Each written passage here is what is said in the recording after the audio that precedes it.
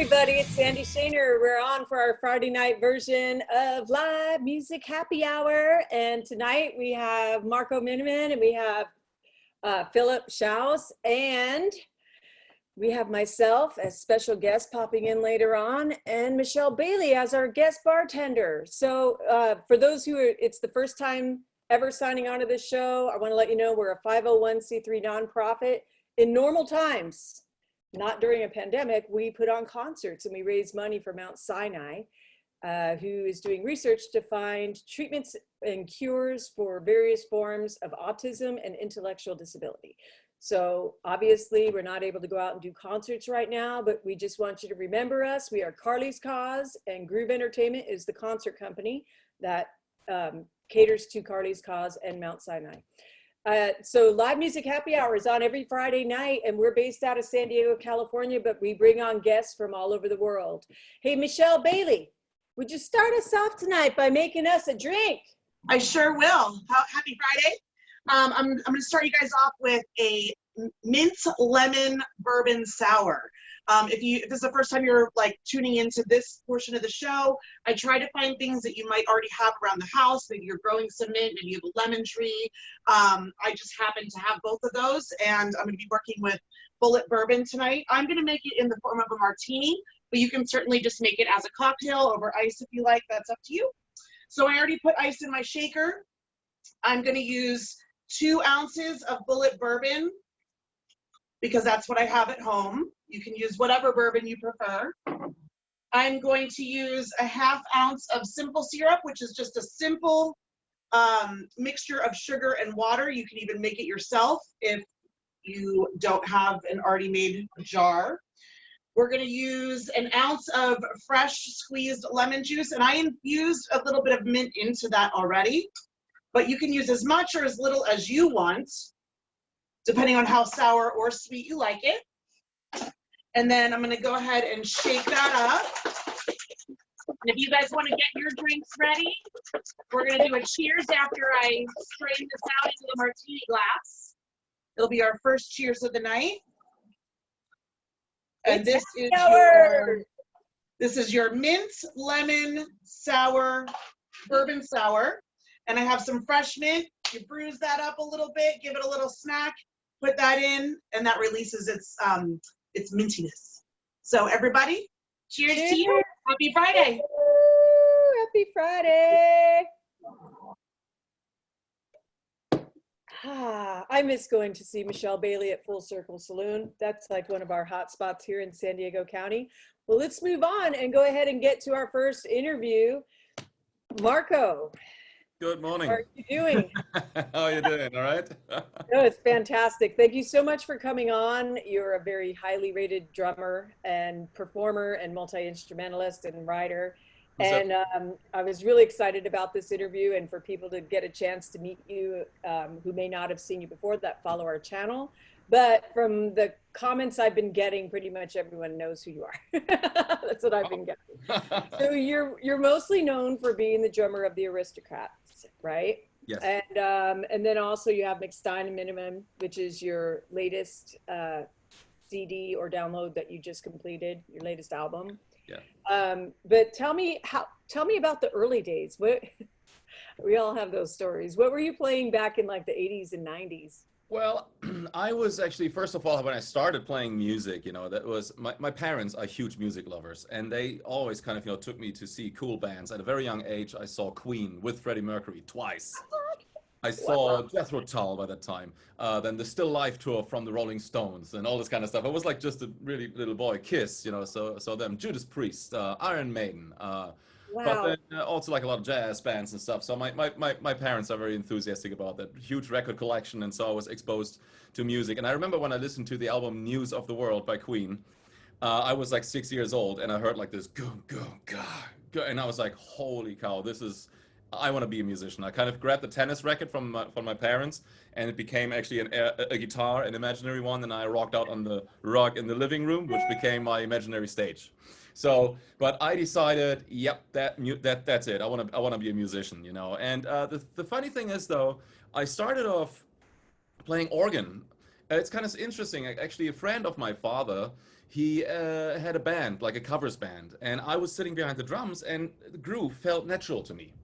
But the thing was like, my father wanted to give me music lessons, but he kind of convinced me to take, more like harmonic, education. So basically, I started playing organ, two manual organ with the foot bass and everything, and just to kind of get more musical knowledge before I went to on banging on things, right? And but it was really fun. And then I think after about like 3 years, I mean, I was like 5 or 6 years old, after 3 years of playing organ, I thought like, man, what am I gonna do with an organ? I want to be a rock musician. I mean, I could join Deep Purple, but they already had one. It was really awesome. So I was like, no, okay. But that really got me into music. That was the early days, and so that's how I started off. And then I formed actually, I joined the first jazz trio when I was like 11 or 12 years old. But it was scary. It was scary. Here's a story, and then I shut up. I just tell a story, and then we can move on. But that was very interesting because I actually missed my first show. So I was, I think I was fairly talented or something. At least it was what my drum teacher taught my parents and me. And so he tried to invite me over to play a show with him. He says like, this guy needs to go on stage, and I was like, wow, really? And so I learned like, a few jazz tunes, and I had like a little drum solo bit, in the middle of the song. So long story short, I was sitting there, with my sticks in the car. My mom drove me to the stage, and I was pretty confident. And then I saw the stage and all these people in front of it. And I froze in the car. I could not get outside the car. And my mom goes like, you want me to drive you home? And I said, yes. So my mom drove me home. I missed my first show. So what happened then at home was, my drum teacher, by that time, the gig was over, and he called, and I thought like, okay, here comes the rain. And he did something that was very cool. Instead of giving me a hard time, he talked to my parents, and then sure enough, okay, pass him over. And here I was on the phone, and he said like, look, you were scared, were you? And I said, yes. He goes like, hey, I want you to experience it. You really have talent. Come next week and do this thing with us. Like this open air in Hanover in Germany. So next week, the following week I went. And I remember, look, today you just walk on stage and it's your home. You feel great. You just kind of have fun playing, But that time, as soon as he called my name, I kind of, was just walking up the stairs. And in my head, I was being in this bubble. I just like, in my head was just like, don't screw up. Don't screw up. So I walked, sat behind the drum set, started playing. And then I just thought like, let's get over with this. I hope I survive that song. And then the magic thing happened, so basically I didn't really look into the audience. I was too shy, I kind of looked at my bandmates and I would just try to make it through the song. But I had like this little drum solo over like some hits and kicks, bam, like a big band kind of thing. And I rehearsed it and I was pretty confident with it and I played it. And then I went back into the rest of the arrangement of the song. And I just thought like, oh, that worked. 2 more minutes and I'm free. But then the magic thing happened. All of a sudden I heard clapping. But the song wasn't over yet. So I thought, oh, hang on, is something wrong? Or, what? And then that's when I looked up for the first time into the audience. And then I saw all the smiling faces looking at me and they clapped. And I thought like, oh, they clapped because they liked this little solo thing. And all of a sudden this chip flew off my shoulder and I didn't want to leave the stage anymore. All of a sudden it was like, wow, this is my home. So I thought like, that's why a stage is elevated. I speak to the people, and if I give good energy and I work for that and I'm happy with what I can deliver, they give this energy back. And I never wanted to lose that bond. And so that was my first biggest musical experience, That is awesome. I'm a teacher. I teach classrooms full of students, not one-on-one. Yeah. So I teach people how to be in a band. And the first thing I do is I tell them, if you're going to be in my band, I'm going to pay you. You'll never work for free if you're taught by me. And I teach them how to be in a Beatles tribute band. But I've seen so many students experience the exact same thing that you just described. When it comes, we work all semester long, and then we have 3 shows. And the first show, some of them are just like, oh yeah, absolutely. They don't play their guitar. They totally do not know what they're doing. They're just standing there. I'm scared, Oh yeah. But by the second and third show, they get it. So that is such a real life story. I'm sure a lot of people can relate to that. So once you got into your now I'm above 21 and I'm able to go to bars phase, right? Exactly, right? That's the thing. Well, in Germany, it was like, much younger, right? You were able to drink when you were like 16 years old or something, Wow. Yeah, I remember I played metal, a lot of metal by that time. When I was in Germany, I played with a metal band called Creator. I played with a band called Necrophagist, like a speed and death metal band.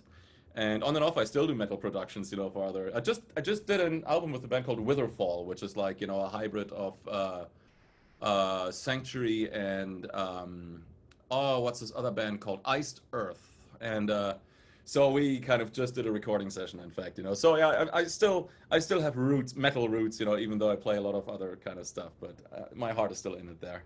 Yeah. Yeah, mine too. Yeah, Actually, I can. I love metal and I Love love progressive rock, and yet you could have seen me playing for years in disco bands. It that. doesn't matter. I have a performance bug, so I totally get that. All right, so you have when did you join the Aristocrats? And well, there's a little bit more questioning that goes to Yeah, the Aristocrats. Well, it started off as kind of a trio thing. So what happened was I had a few bands that I took to Russia. I got invited by the Philharmonic in Vladivostok, and they wanted me to kind of bring like some musicians and play my music and then also do a few clinics, and so I did. And I remember the first band I brought, I think was Brett Garsett and Rick Firabracci. That was a trio. Then I brought Brian Beller and Greg Howe on guitar. And that was an interesting band, and it really worked out very, very well. So after we came back from Russia, we did a few gigs, Vladivostok and Nahotka, and then we went back, and then Brian had a thing called the Bass Bash at NAMM. And he asked, because it went kind of well, if we would be interested just to, as the same trio, to join for a 45 minutes performance. And we said, yeah, sure, why not? And then Greg had to cancel that gig 2 weeks before it happened, which was short of notice, and the gig almost didn't happen because he had like a singer coming to Las Vegas and he couldn't reschedule. So basically, we were all of a sudden there without a guitar player. However, somebody recommended us Guthrie, and Guthrie Govan, and he's our guitar player. And I remember one guy in Russia already telling me about him. And so I was like, oh yeah, I do remember that guy when Brian approached me about this, because there was literally a fan emailing us going like, check this guy out. And then we wrote Guthrie, and he replied, he goes like, hey, I know who you guys are. Yeah, let's jam. Let's do something. And I remember that moment when we started rehearsing. Within the first 10 to 20 seconds, it was one of those magic things where it locked so great. It was like just, wow, there's glue, there's magic. And I remember the very first show went really well, and then we just kind of jumped into the pool, figuring out if the water is hot or cold, to see how the first album would work. We did this in a few days. And then we started touring. All of a sudden, another album happened, and 10 years later, you sort of find yourself playing in pretty good sized venues and building a following. So we hadn't planned that, but here we are. So that's my band. Yeah. All right, so I went ahead and I put on to Groove Entertainment for anybody who has not seen the Aristocrats. I put on a whole concert link to a concert, and I played it. And I have a special needs daughter who has what we call perfect pitch. Yeah. There you go. Yeah, some of them do. I mean, if I sing a harmony off, she goes, like Amazing. yeah, Amazing. Yes. it's brutal. Mhm. She calmed down after putting her in a classroom full of kids who weren't singing in pitch, though, but she used to be really bad. She'd actually scream at me. Now she just shakes her head. But anyways, I put on your music and she very much enjoyed it. I could tell because she likes Frank Zappa. She really likes Frank Zappa, and she likes this 17-minute long instrumental, where there's no The Adventures of Gregory Peccary, or which one? I can't remember right now what it is. I just remember the song just goes on forever, and I can't remember what album it's on either. Anyways, I put it on for her, and she just will sit and play, and she sings along to the notes, right? And she doesn't talk, but she'll sing notes that are in the key that you're playing in, even if they're not the notes that you're playing. And she was singing along your music. It was the cutest thing. I'm gonna put it on again and get video for you. But if anyone, you can go to Groove Entertainment and just look. That particular concert is right there. I posted it yesterday. So, but you have a new project that you had that just came out, right? Yeah. All right. So that is a solo. You have 2 solo albums. The first one is a solo album that you put out that's just you, and we have a video. Do you mind if I go ahead and show that now? Yeah, that video is just, are you talking about White Sheets, I suppose, I from, am from, White from my Sheets. solo album? That's just me behind the drums doing the drum take, but please show it if you want to. Yeah, I want to introduce anyone who hasn't seen you before. Ashley, can you run that video?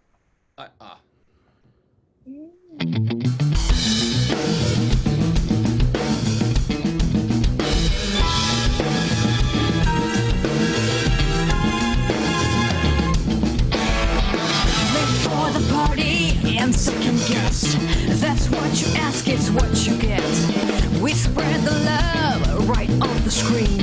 We buy the love for all to see. The offer's low, my price is high. We love until our city dies. One's valued more, one's valued less. What you invest is who you get. That's what you will get. Good luck, we feel blessed. Best we've ever had. It's clean as white sheets falling down over us upon this town. Love and joy, that's all we need. But something haunts me.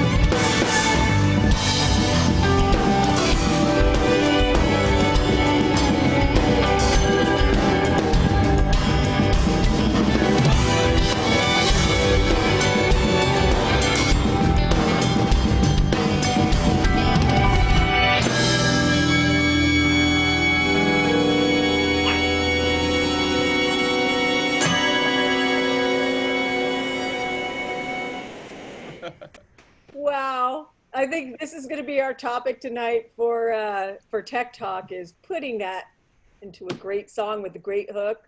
Oh, And- I'm happy to explain it because there's like some interesting meters going on, some interesting metric, on how it came about. I'm happy to explain it later on Tech Talk. Yeah. Yeah. So you had DT Singh Sharma.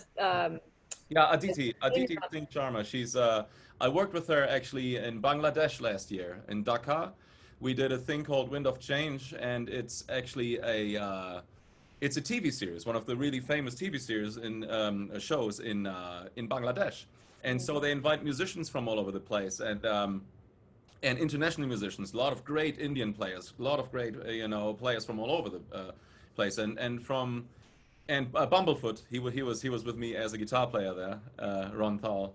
So we had a lot of fun, and the amazing Anarakita on violin, who is also featured on that song. She plays amazing, like just a great violinist. So yeah, and so there you go. That's a wonderful song. So I'm going to actually be going on to your website because today, for those of you who do not know this yet, if you go on Bandcamp and you buy our guests' CDs tonight, or anybody's, the artists are getting 100% of the proceeds. True, that is. Yeah.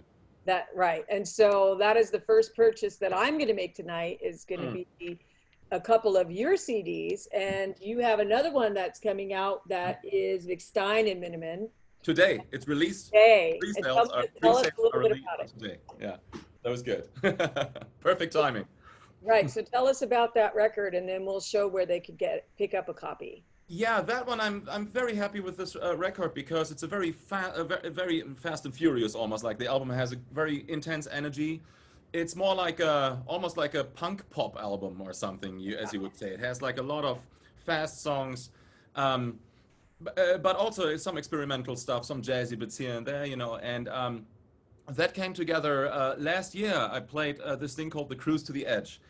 And I played there in 3 different bands. One which was my other band, which is called The Sea Within, then a band called In Continuum, and then Steve Hackett from Genesis, guitar player. So those were long shows, by the way, but really fun.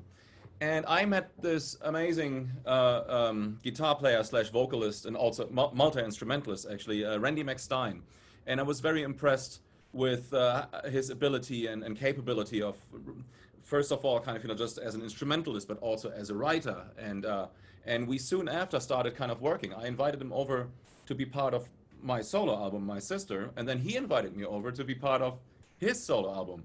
And then our chemistry was like that great that we decided literally writing together. Like somebody sends ideas over, and then you take it a step further or something, or in different directions. And we did this to both of our works, and it worked seamless.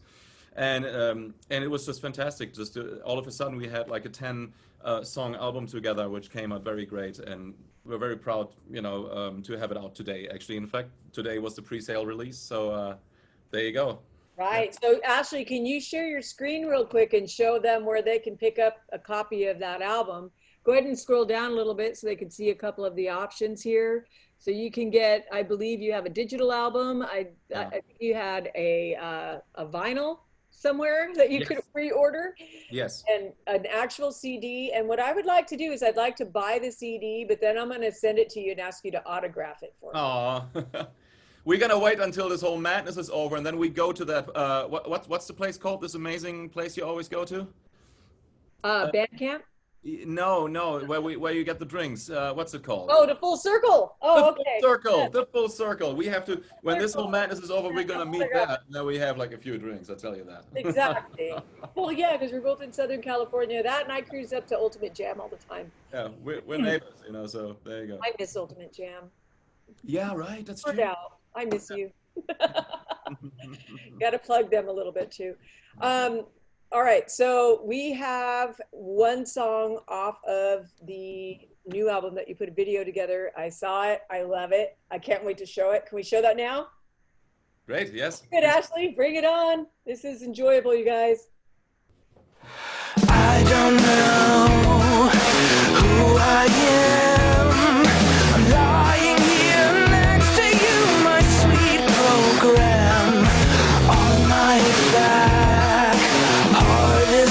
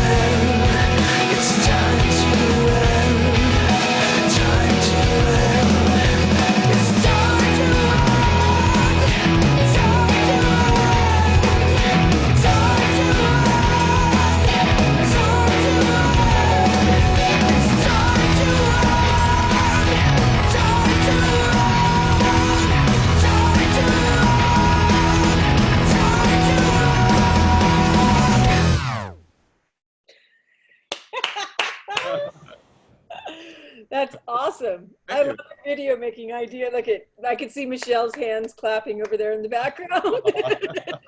Thumbs up. That's awesome. So look, everybody's got to go ahead and you had nothing better to do than completely explore his entire catalog here. Go get both CDs. Just go get it's called Sweet, the first one, your solo. Oh, the My Sister album? My Sister. What? Yeah, My Sister is one of my solo albums, the latest one, and this one is called McStine Minnemann, which just came out. Yeah, and if you buy it, then I can buy the drinks that actually Michelle is preparing, so that's good. Yeah. Well, we appreciate that. And we're going to have you back in just a couple of minutes. We're going to do an interview with Philip Shouse. But first, hey, Michelle Bailey, can you make us a drink? I sure can. Can you guys hear me okay? We Can you can. hear me okay? Okay, Yep. because you guys got really quiet for me, so I just want to make sure you can still hear me. The second drink tonight is called a Grand Manhattan, and I'm sticking with bourbon. We're gonna stick with Bullet. What I would do first for any Manhattan is I would use sweet vermouth, and I would take a little bit of sweet vermouth and I would put it in the glass and I would swirl it and toss that so the remnants are just kind of stuck on the glass. Being that we're quarantined, I don't have sweet vermouth at home, so we're just going to improvise, and I'm going to use bitters and some other fresh stuff instead. We are going to start with some ice in the shaker that I already put in.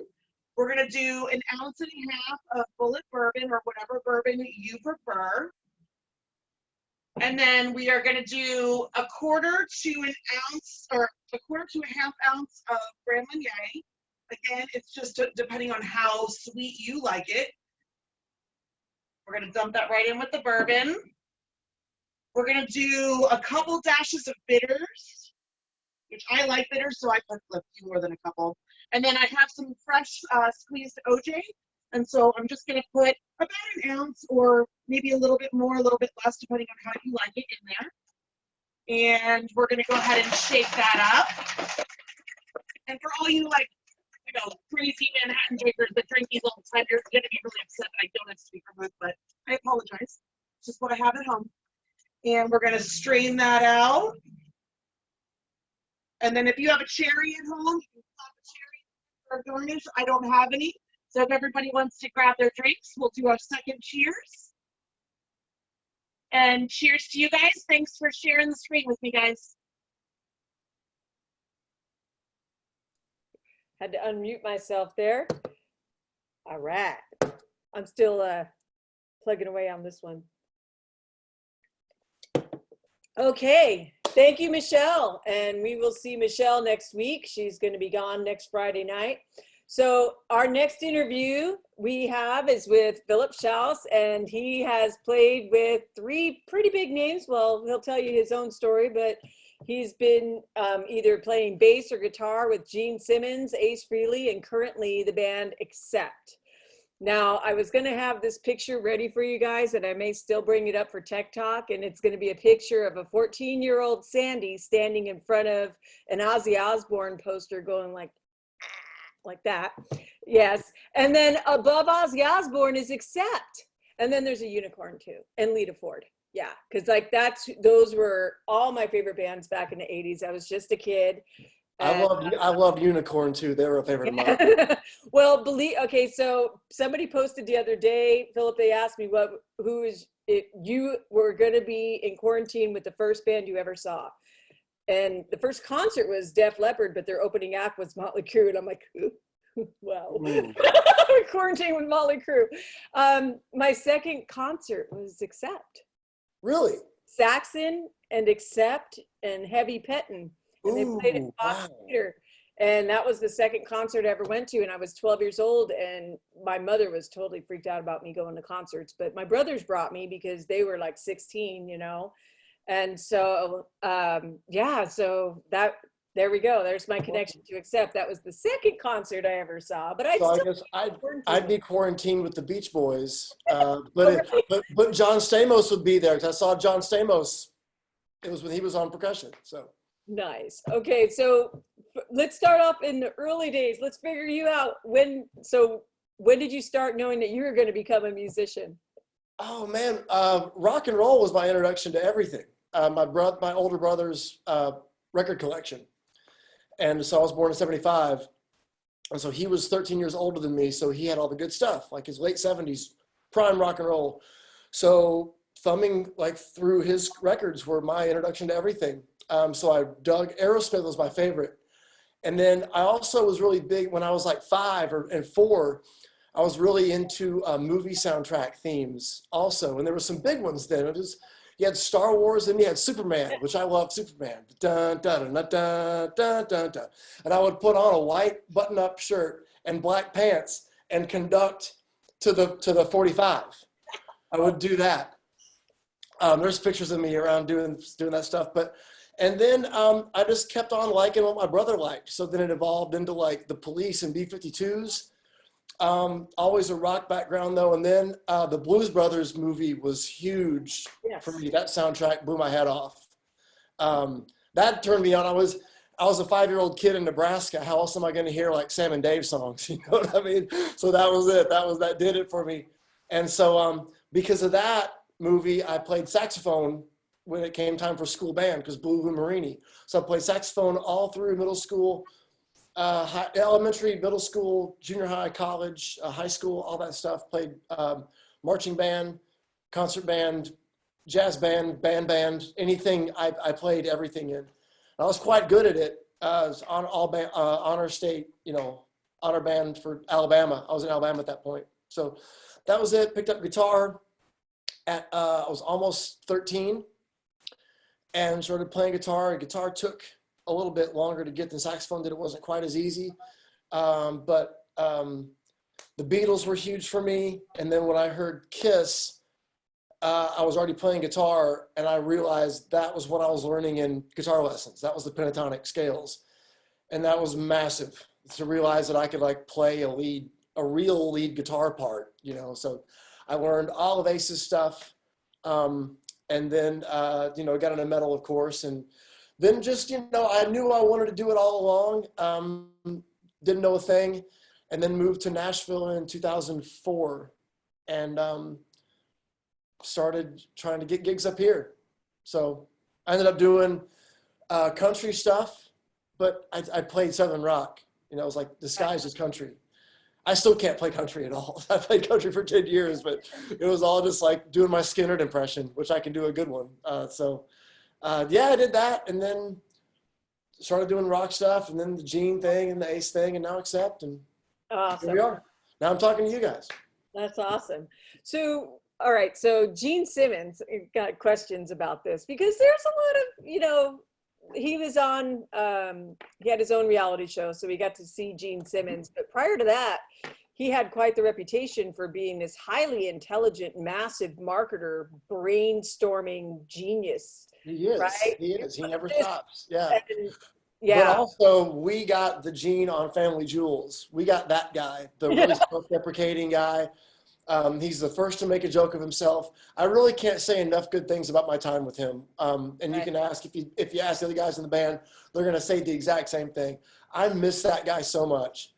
I miss being around him. We were with him all the time because we had no crew. The touring party was the 4-band guys and Gene.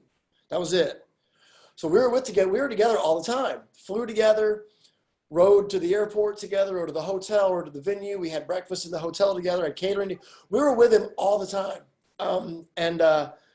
He's just a great guy to hang out with. He's just so smart. And you can ask him anything about whatever, even if it's Kiss history, about the record. He'll if he remembers, he'll tell you, oh, well, I played guitar and Ace played bass on that one. Whatever kind of thing, he'll answer. He talks. He's great. We had a ball with him. He had so much fun.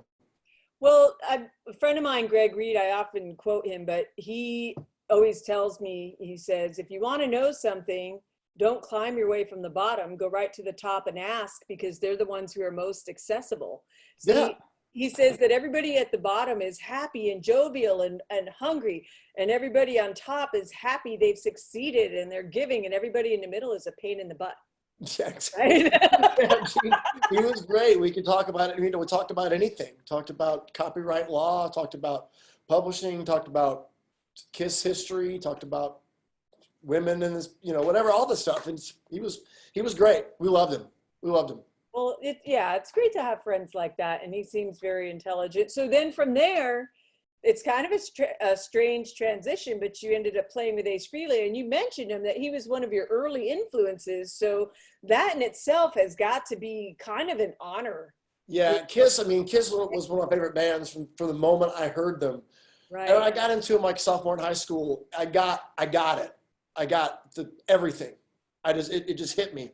So playing with Gene, first of all, was just like, it's just insane. I was those guys for Halloween in school. It just doesn't make any sense. Like, I was in a tribute band. I was Paul in a tribute band. So good, and like, wow, playing these cool songs with Gene. And so the Gene and Ace, the transition happened in Australia because we got booked for a tour in Australia with Gene, and then we found out that Ace was going to be on the tour as well, opening, and we found out we were going to be his band as well.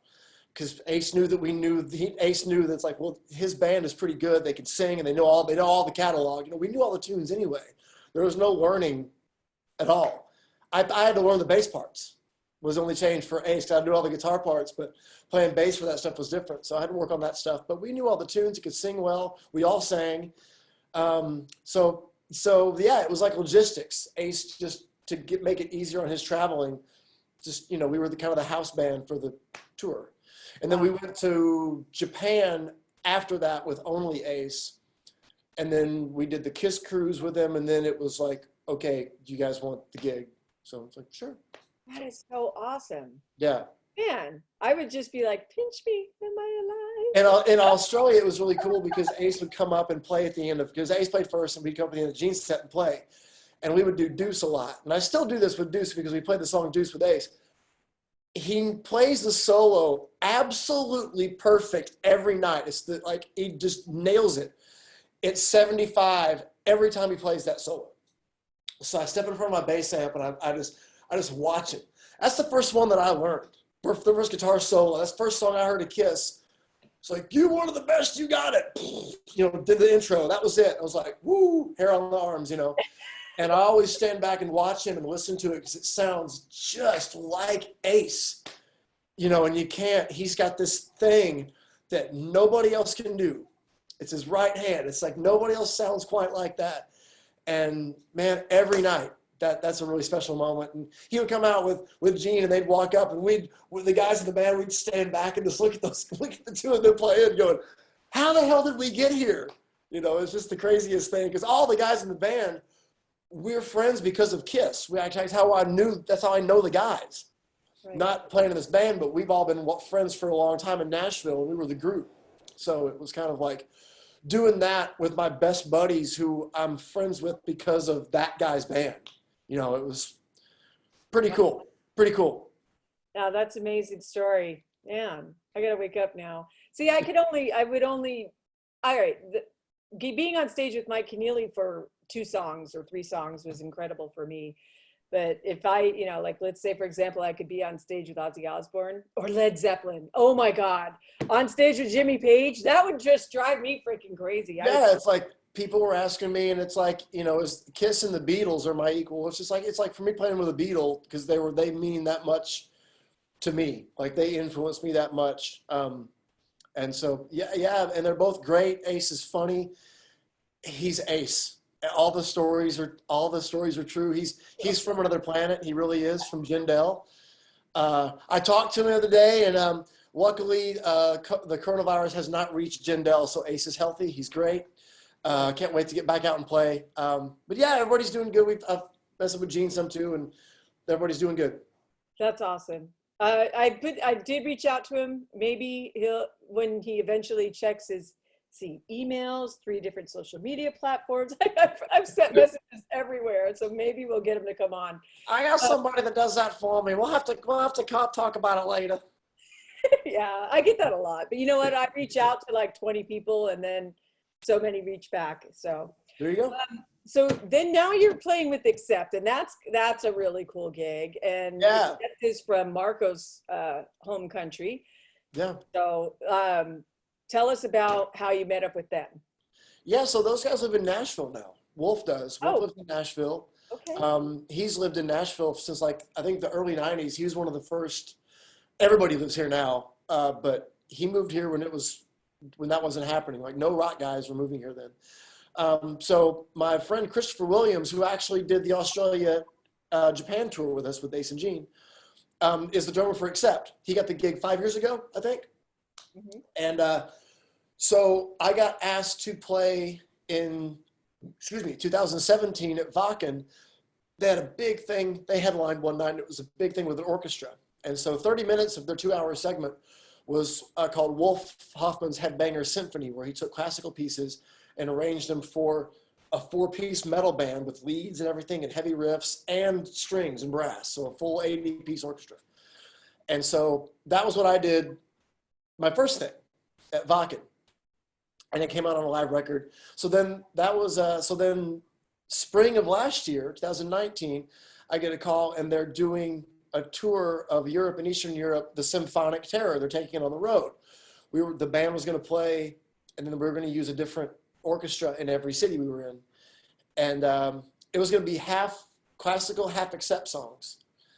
And so he called me to do that. I was open. I said, yeah, sure. And it went so well. And I fit in real well because I'd done the gig with them, but I never toured with them and traveled with them and done a few things and really hung out.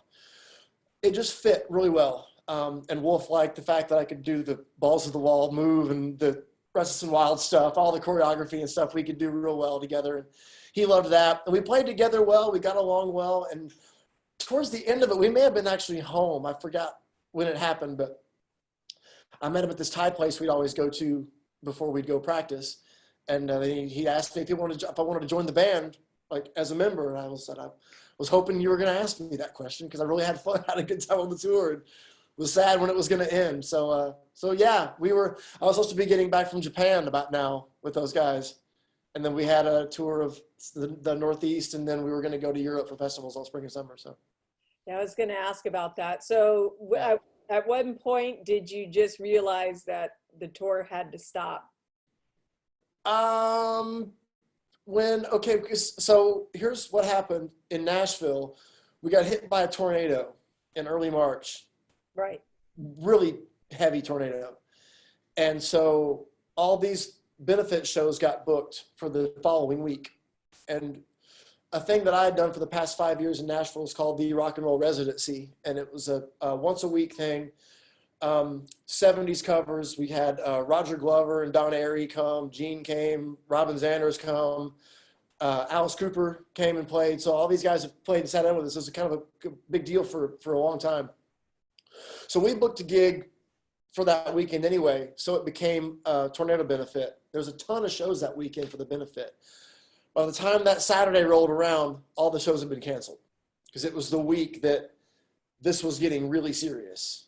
And it was kind of like, we should all stay in, get around people. And it was just like, wait, what's happening? And we waited till I think Friday when it was obvious that we shouldn't do the show. We had folks flying in from different places, even folks just to come see the show. And so that was the first thing.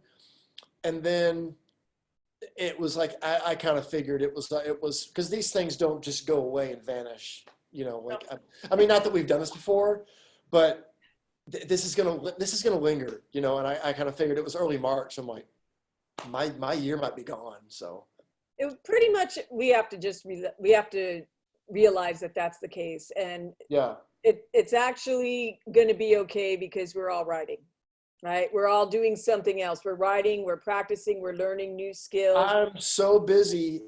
I'm not really a writer. Well, now I am. I'm writing like crazy, practicing like I'm in high school again, working on my t-shirt line. This is one of my t-shirts, rough. I got a t-shirt line called Mutt Merch. I've got Bones and Noses, Black Labbath, Grateful Dane. We get dog shirts too. So I've been overhauling that. We're in video editing. Oh, wow. That's one of the coolest videos I've ever seen. Marco, you're big time. That's incredible. That's amazing. So yeah, I've been, this has really been good for my health and my creativity and my routine. And I think it's important when everything shuts down, for me anyway, to keep a routine. Right. Get up, coffee, do work, do all the stuff, and keep everything kind of rolling as normal as you can keep it, you know. Right. Well, I'm a full-time student in addition to all the other 25 million things I do at San Diego State University, and went back to going for a master's in either developmental or neuropsychology. I get to make my decision before November. Yeah. But, I'm finishing up all the classes to build up to get into grad school, and I just decided that I wasn't going to settle for less than an A. Sometimes I'll throw it out and get a B, but this time I'm like, no, I'm going to go Where out. there's a will, there's an A. Yeah, and I'm writing. I spent $2,000 on new gear. Yeah. $2,000 on I've been doing that too. I've upgraded all my like recording and editing software. Yep. Like, well, if I'm gonna be sitting here doing this, I'm gonna use the best stuff. So, no, it's been really good. I've taken this and made it the best I can. Absolutely. So it's been I don't know. I'm kind of enjoying it actually. We'll take you back to one of your most recent shows. We're going to go ahead and show a video of the show that you had with the orchestra, and hopefully the Accept understands that we're just promoting them. We don't make any money on this show. So I think this is from Oslo, the Opera House in Oslo. Okay. I think. Ashley, can you run that video? Roll the clip.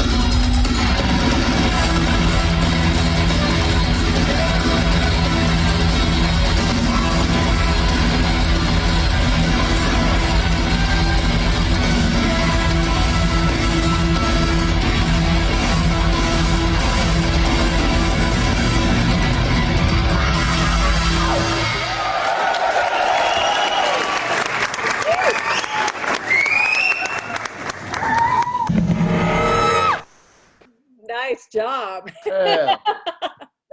I could feel the energy in that room already. Yeah, that was a really special tour. Those shows were all really, really special. I try not to get too lost in everything because that probably is never going to happen again. You know, just touring the shows and with orchestras like that, and just playing all those different people every night. And yeah, it was every night was really, really cool. That was an amazing time. So we know that. Whoops, wrong wheels. We know that Ace is up on Bandcamp too, and we wanted to show. So if you guys wanted to buy any of Ace Frehley's music today, he would get. Here's the newest album is Spaceman.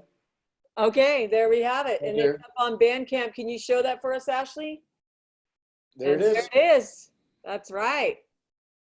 So be sure to go to Bandcamp today if you're in the mood to buy music. It's Friday. You can't go to the bar and spend all your money there. Nope. You know, otherwise you'd be at Full Circle with Michelle right now, getting ready to I gotta go to this place with you guys.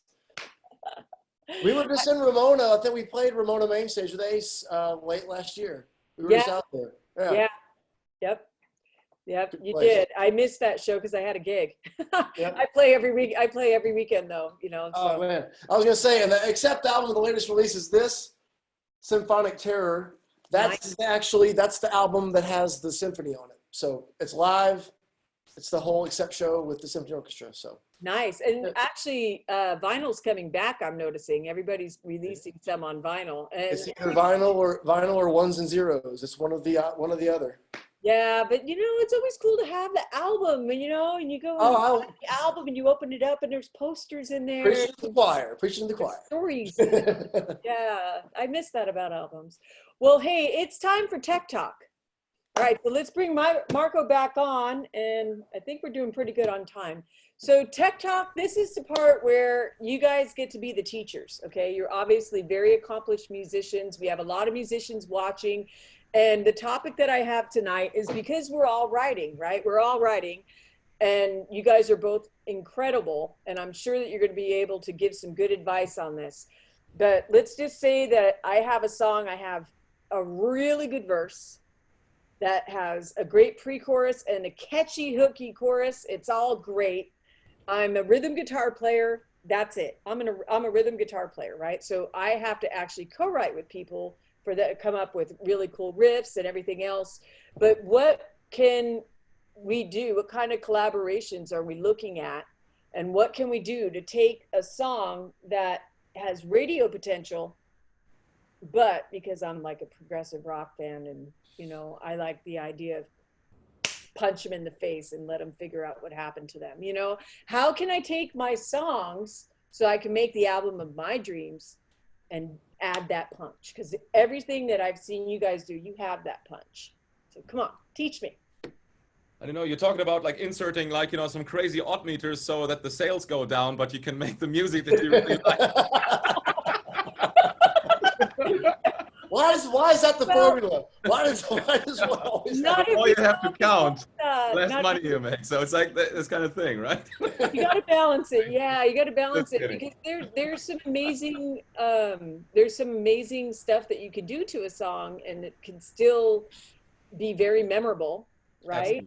Absolutely. Be very memorable. But then when someone's done listening to it, they go, "Oh man, that band's great." Yeah. Right? It's not just something that. All right. So when last time I was writing, I put out 4 albums, and I swear to you, people would like the first 90 seconds of my song, and then they would go off and do something else. You know? Oh, come on.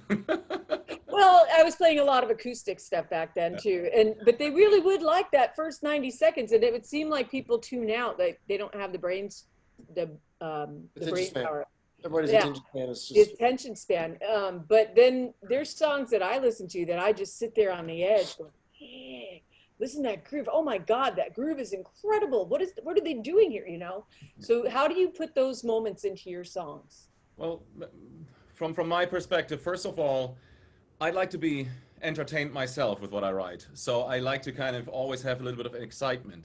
And when I kind of, you know, compose and I kind of do this on, you know, on Cubase here and put things in, I consciously sometimes insert parts that have different soundscapes. So for example, a change of guitar tones, change of drum tones, you know, in different sections, literally. so that you'll be taking on a journey, you know? So it's like, you know, sitting in the car and you're not just taking the desert road and kind of, you know, look into the sand. Oh, there's a tree. Oh, there's water. Oh, cool. But here we're going to return back, you know, to the freeway. So that's how I kind of see it. You know, I want to be entertained. Change guitar tones. Change. I'm writing this stuff down. Drastically, sometimes drastically, you know. And what Marco was saying earlier about like changing time meters, like put it odd meter, it can be as easy as like the Beatles would put a waltz in the middle of it, like we can work it out. You know, fussing and 1, 2, 3, fighting my friend 2, 3, 1, 2, 3, 1, 2, 3. I have always thought back into 4. Yeah. Here Comes the Sun has the 1, 2, 3, 1, 2, 3, 1, 2, 3, 1, 2, 3, 1, 2, 3, 4. That part in the middle of a 4/4 song. So it can be as you know, simple as putting a 3/4 measure in it, but you know, you can take that and run with it. So different time signatures are always good with that too. Yeah, agreed. So Marco, tell us a little bit about that performance with some of those tones that the sounds that you're getting off of your kit. You don't really hear that on too many. Well, my drum set, first of all, I have to say that the tones I'm getting off my kit, it took me a while to, first of all, this is an important part, I think, you know, I'm not necessarily always a drummer because when I write from the piano or I write from the guitar. And I guess, you know, this is the next, you know, thing I would like to share with the people if they ask me about these kind of things, like listening. So basically, do not overplay or only overplay when it's your time to do so, when you are featured, you know? So stay out of the guitar riffs sometimes or just support them. And this is kind of a learning curve or experience, you know, that, you know, when I started, you know, to learn different instruments, you know, because it would piss me off, you know, when I play a guitar riff and all of a sudden I would do a fill that kind of totally distracts, you know, from really where the beef is. And so these things are really important. But now back to your question, to my drum set, what it really has, it took me literally, I think, over a decade to find my way of, or my perception of sound. So after all, I play many different styles, like from jazz to rock to metal, and then I kind of figured out the sizes of the kick drum, the sizes of the toms. Do I need this small cymbal? No, I actually don't. I experimented with it, but then I thought it sounded shit. Let it go. You know, at some point, you kind of stick with the instruments you really like, and those are kind of fairly big cymbals, like 16-inch until like up until like 20-inch, more like thin and gentle cymbals that they don't bleed too much into the microphones.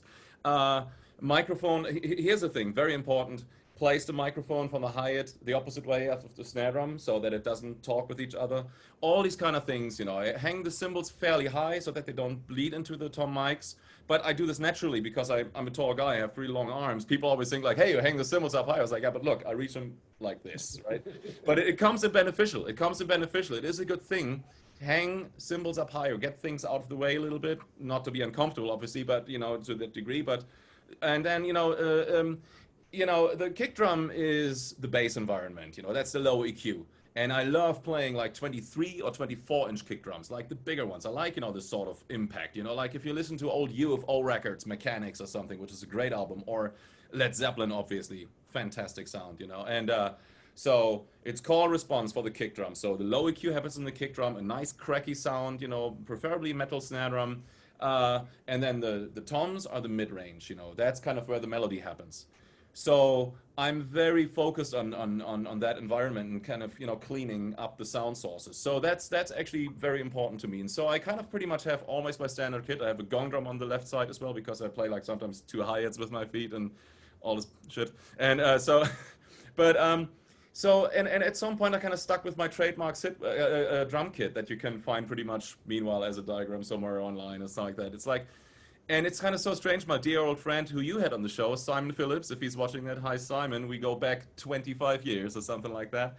Right. And he is also partially engineered our last Aristocrats album. He's a dear friend, he has great tones, he gets like, and he plays with the same drum set for 30 years or more. For him, it's like he always calls it, yeah, it's like a piano. It's like my complete sound source that I want. Yeah. He told me the funniest story he ever told me about that was, I'm not sure if he told you that, but I know he's happy to share it, so I'm not gonna giving anything away. But he auditioned for AC/DC once. Oh God, he didn't tell us that. And he said like, and I asked him, was like, did you come with your entire drum kit? He was like, of course I did. He started laughing. And I said like, well, how did they react? And it was like in the 80s, you know, and he said, well, the bass player and the singer, they loved it. They were like sitting kind of, you know, they're actually kind of watching a Christmas tree being built. They go like, oh, what's that for? Oh, look at this. Oh, what is this kind of thing? And then he said like, but the brothers, you know, like obviously Brian and Cliff, they liked it. And then Malcolm and Angus, the brothers, they were kind of exactly the opposite. They were like, what do you need this for? And what's that symbol for? And what is that? And so he said, they started playing, you know, and he said he ended up playing with one hand at some point. It was still too much for them or something. It didn't, but it was the funniest thing. He says, but it was the coolest thing because he said, yeah, of course I came with my whole drum kit, you know, and he says, because it's like a piano, you just don't take the middle keys away or something, you know, and he said, obviously it was not right for that band, you know, but I thought it was a very endearing story, you know. And so, Philip, how do you dial in on your sound and get what you want out of it, especially if you're recording on albums and stuff like that? I go, Kemper's my best friend now. When I got a Kemper, I got it with the Gene, when I was with Gene, because it was all backline, and we all got tired of losing the backline lottery. You know, you never know what you're going to get, and you may get your Marshall 800, but it may have not been serviced in 2 decades, so you don't know what you're getting. So we got tired of it sounding like complete crap. So we all got Kempers, and it's great. So I have probably 18,000 profiles, and I use maybe 15 of them probably. No, it's great. It's the easiest thing in the world for recording. You cannot beat it. You cannot tell the difference between that and a real amplifier. Can you kind of explain it to me? I'm a little bit lost, but sorry. Sure, I use the Line 6, and so I haven't. Yeah, it's a Kemper made by Kemper Amps. It's a German company, and somehow he's figured out how to, he calls profile an amp. It's actually, because it isn't modeling, it's different. I wish I don't know the mechanics. I'd be way smarter if I could even understand the mechanics of it, but somehow, and there's a system to do this. You hook the amp up to a box they have and hook it up to the Kemper, and you profile the amp, and it records the sound of the amplifier, and it stores it.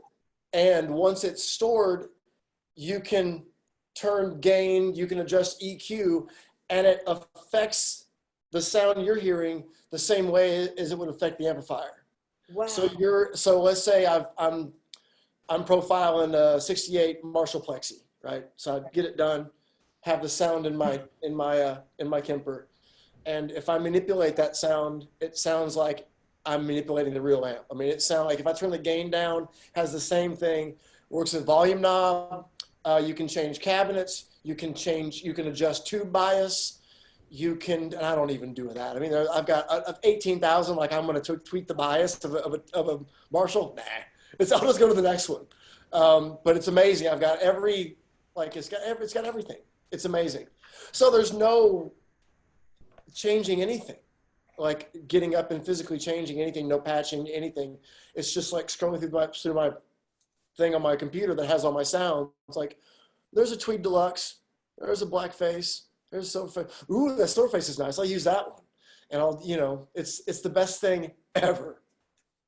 It's so comfortable. I can totally agree with you. I hate to interrupt right now, but I have my Kemper right in front of me as we speak. Mine's right over there. I love that thing. I love that thing. And the profiles that meanwhile are available. My guitar player Guthrie, he gave me all those profiles from Michael Britt. He has like this amazing selection of. He's in Nashville. He lives in Nashville. He's a friend of mine. Yeah. So now I know him.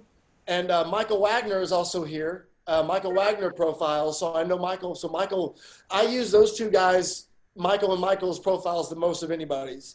Wow. And they're both friends of mine. And so if I have a question about anything, I've got a direct line to the guys. So it's great. That's great. That's awesome. So if I'm recording and I had one of those and I had, how many did you say? 18,000? I have 18,000. It's way too much, but I use probably 15 to 20. How many moods do you think a girl has? Loaded question. I literally could find whatever tone bass. No comment. Yeah, there you go. See, That's why I'm single. So I shouldn't answer that I question. could just sit there and go, ooh, this sound, yeah, because line 6 is good. I think I have something like 38 that I would use. That's not anywhere near, but there, you know what? I don't like any of the distortions. Yeah. See, the thing this does, Tweak them. the thing this does better than any other of those type of things is it does the Malcolm Young Marshall. It does the barely hairy Marshall. It's not clean because, those modelers do great clean things.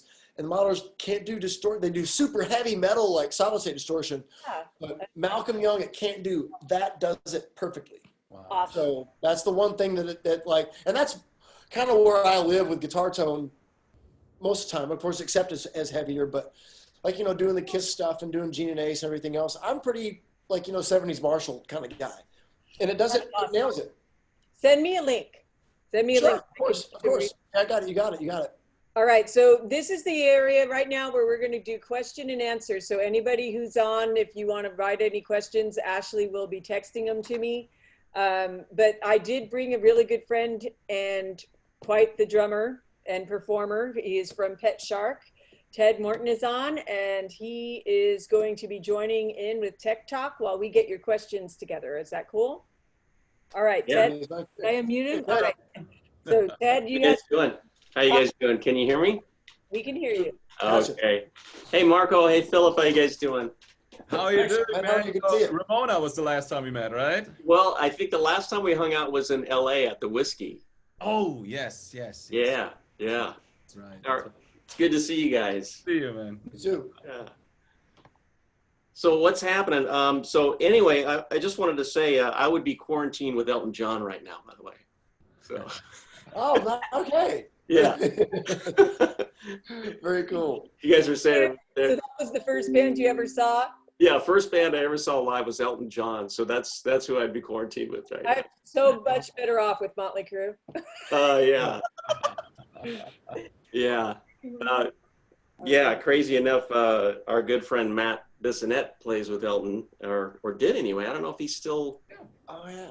I I don't think know if he's still. is Elton done? Is that tour over? I Is think. the Harvard tour over? I think maybe it is. I'm not sure. That was his last go around. Yeah. Yeah.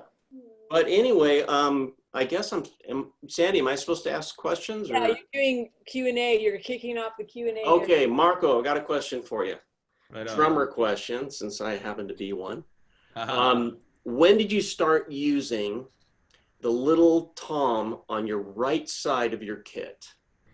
That happened actually by accident. And so what happened was I played at some point, I had like an 8-inch hi-hat over there that I was kind of using. And in order to get it closer to the drum set, I couldn't have the 12-inch tom over there. So I kind of, hung the 8-inch up.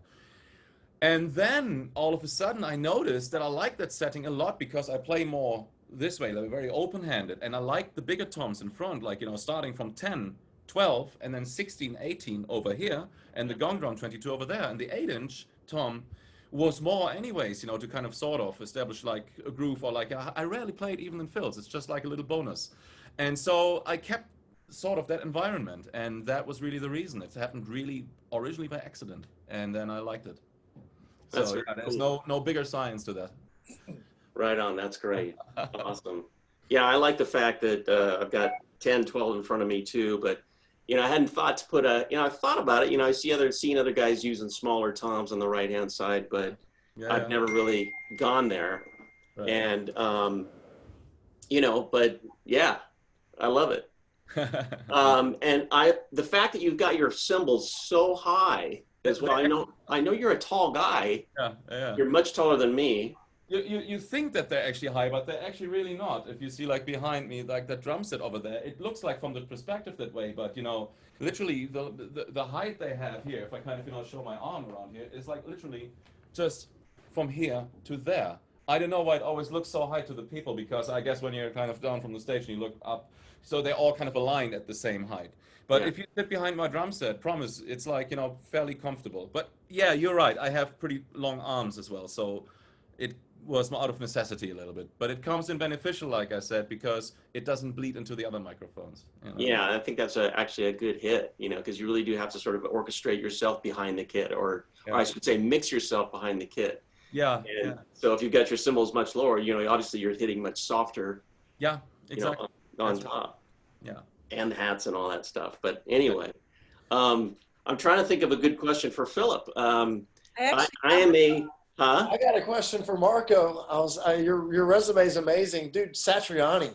Oh yeah, yeah, Oh, yeah. I mean, what a treat that must be to listen to that guy play every single night. Yeah, we played together for 4 years. I was on the album Shockwave Supernova and also on the latest DVD Yeah. that was released. And we still, you know, we're still in touch. And he played on one of my solo albums. So did Alex Lifeson, by the way, from Rush. That was great to work with him. Wow. That was absolutely magic for me. You That's know, insane. you hear Rush coming out of his hands. You hear he delivers the guitar tracks, and you kind of, you know, import it in, and it's like magic. It's like Christmas. It's like, Yeah. it's like. But you know, likewise for you, you know, I would like to ask you a few. I've seen Ace. That was without you a few years ago. I wish I could have seen you in that lineup, but I've seen, and I can completely, first of all, confirm that when he started playing Deuce, which was the show closer by that time. Yeah. Yeah. That's true. And he played Rocket Ride as well. You know, all those cool songs that I really enjoyed listening to. Did you ever, guys? Did you ever play Wiped Out from the first album with the metric modulations and stuff like that? One time we did the whole record. We did the whole '78 record one time in New Jersey at a Kiss Expo. Yeah. We did it front to back. Oh man. Like top to bottom. And we were talking. There was talks about doing like, and I'd still love to do this, touring as the centerpiece is that record. Like, you know, come out, do a few songs, do that record. It's only 35 minutes long, the whole album. Yeah. And then do some more songs at the end. So we did everything, and we did Wiped Out one time. It's on it's on YouTube. There's YouTube of it somewhere. That song is actually not that simple, isn't it? It has it's not, but it fell together really good easily in rehearsals, and we did it. And Ace didn't sing that one. Our drummer Matt Starr sang it. Yeah. Okay. So we all kind of teamed up on vocals for some of them, and Matt sang that one because the vocals are so quick. I love that song because of the metric modulations that happens always, right? And then also Fractured Mirror. You know, that is also a pretty cool. Yeah. I always thought it was a delay. It's not. He was going ticka-ticka-ticka-ding, ticka-ticka. He was double picking it. So it's like. And how was it? Good. Live worked out well and everything. It worked out great. I think Ace ended up skipping the that part, which we all liked a lot. Yeah. We were doing it on guitar. No, it went great. All the newer songs that we don't do, like In Need of Love, was awesome. Yeah. Ozone was great. So yeah. Amazing. I have a question that came up for Phil. This is from Dave Stonich. He's putting all kinds of comments on there, so make sure that you go Stonich. Go through check the right speaker. That's an in joke with me and him. He says, so when you profile, can you share the file digitally? Can you share it Yes. Yes, you can. You can mail profiles. It's like a tape trading. Kind of like that. And I do have a request from Kerry. I didn't see his last name because I was trying to hurry through it, but he wants to know if we're going to play music. Would either of you have something live to play tonight, or should we just let him know? Oh no. Oh no! Oh my God! I was trying to play live? Are you kidding? It was like play live. I was like, oh man. Happens, you know. Stuff happens on this show. Sometimes people pick up guitars or just start jamming. But that we had a request to play live music. So you think about it. Ted, did you have any more questions for us? I do, and I'm going to direct it at Marco one more time. But Marco, I've been a fan of your drumming for a long, long time. But one of my very favorite tracks that you recorded with Steven Wilson was Home Invasion Regret Number 9. Oh yeah, from Hand Cannot Erase. Yes, and I got a question about, like, you know, that opening kick pattern. Da-dun, da-dun, da-dun, da-dun, da-dun. Yeah. Did you receive music before you did that session, or did you just come in and? Yeah, you know what? The Steven Wilson albums were actually done pretty quickly, I have to say. So the thing is, we recorded the one before, The Raven Refused to Sing. That was recorded at East West Studios, which was like former cello studios in where I recorded with Paul Gilbert, actually, some of his work as well. So that I knew that studio very well already. You know, the rooms sound great and everything. So we did that over there, but the sessions were literally only 4 days long.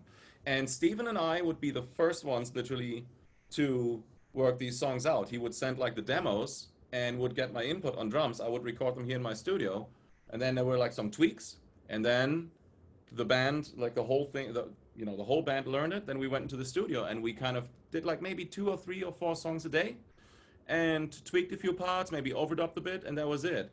And the same for Hand Cannot Erase. That was recorded at Air Studios in England, in London. And same concept. So we actually really acted as a live band. And yes, we did have obviously time to figure things out. And that home invasion part is actually not that tricky. It's like really just like, 4 parts, the 4 bars that repeat. It's like bum, da-dum, da-dum, da-da-da-dum, bum, Yeah. ba-dum, I actually wrote it out one time and figured it out. It's really a cool pattern. But did you come up with the pattern, or was that a Steven Wilson That pattern? was a Steven Wilson one. Okay. That was a Steven Wilson. And the other part, the transition into Regret number 9, I thought your drumming, just the transition into number 9 was really brilliant. And the groove is just fabulous. I love all the little accents and all the little stuff that you do. That's just really put a lot of nice icing on that cake. Oh, thanks very much. I deserve a whiskey now. That's great. Okay, thank you. Yes. Beautiful. Oh, there's see Michelle love Bailey me. for the Thank you, thumbs up. Okay. There she is. All right, so I most of what we have on the Facebook feed is comments and conversations with the people. They like talking to each other. They're all, hey, what's up, man? Yeah. I couldn't pick out any other questions, but I encourage you both to go on there if you have a chance afterwards in the next couple of days. No big rush, because over the weekend is this thing replays and replays and replays and replays. Cool. And then probably by Sunday or Monday, you'll have a whole bunch of questions or comments or, hey, I just bought your CD, or, right, guys? You just bought their CDs? Yeah. Exactly. It sucks. I want to return it. How can I do this? Please answer. Don't you ignore me. No, but I thank you both for coming on, and just know Buyer beware. Shouse is going to be coming out. I'm building and building and building out what we want to do with a concert. If it's 2021 that they let us go live, it'll be live. Otherwise, it might work on a live stream from a building, right? So it works with, when you have someone like Mount Sinai behind you, you can get a lot of people to donate their time. And I'll probably be making phone calls to everybody to put something together. Hey, do you guys remember after Hurricane Sandy, did you see the televised concert that they had? I remember it because it's my name. Yeah. But Hurricane Sandy, and they had Roger Daltrey and Roger Waters and Eddie Vedder and all these great players get up on stage, and they just did like this conglomerate of different songs and stuff like that, So if I can get a live stream, it's going to be something like that. It's going to be like a cool 1 hour show. It would be great to do this, yeah.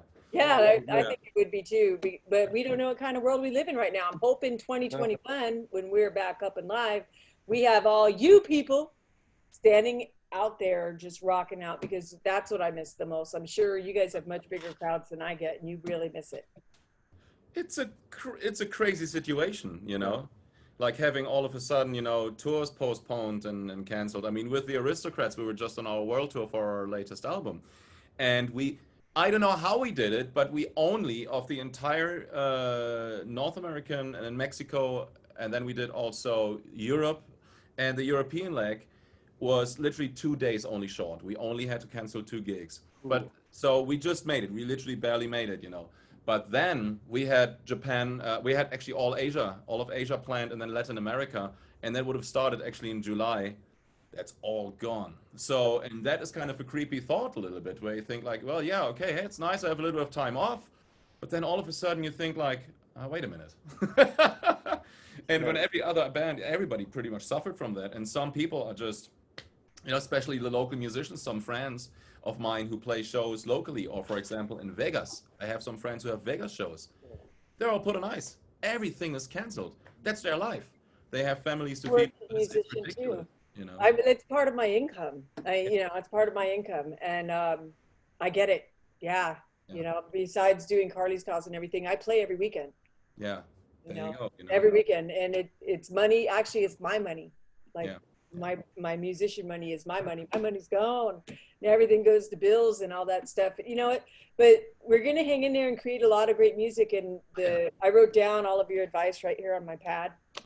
And I'm gonna, you know what? I'll send you guys copies of my songs when we get them recorded, and say, here, critique. Show me how to improve upon. There you go. Send me a song. I'll play drums here for you, and then send it over. Oh my God, that would be amazing. Then we could. I'll put 18,000 guitar tracks on it. And then, how about you, Ted? Any final words before we log off? No, just thank you for having me. Oh, Thanks thanks for for allowing me to coming have some- on. You're a rock star in your own right, too, man. Hey, everybody, thank you so much for another edition of Live Music Happy Hour. Remember, we do this just to make you happy. Go out. Well, don't go out. Stay home. Sorry. Stay home, log on, and buy some music tonight. Just do it. The musician, that's how you can support your musicians. Buy their music tonight, because they get 100% of the proceeds. That doesn't happen any other day this year. Today it happens. Ashley, could you take us out? Bye, guys.